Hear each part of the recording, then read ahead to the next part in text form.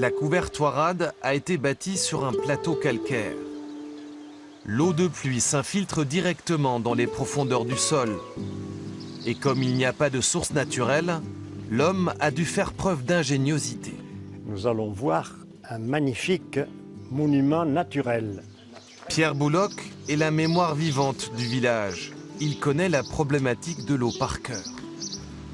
Alors nous allons prendre l'escalier du 12e.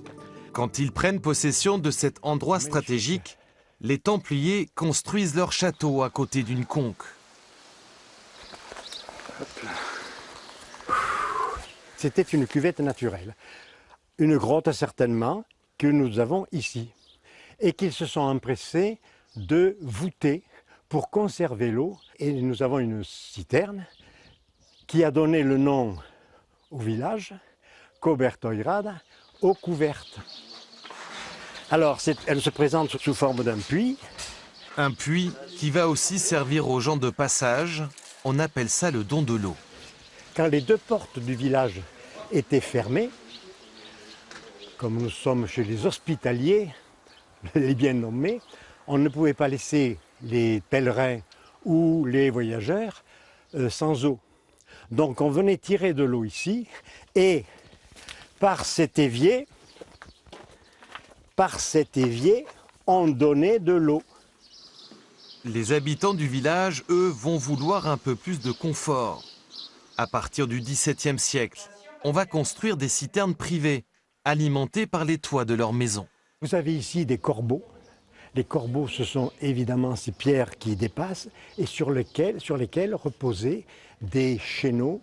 Vous aviez donc de l'eau qui coulait et l'entrée de la citerne. Et la citerne est souterraine, ici, dans ce pâté de maison.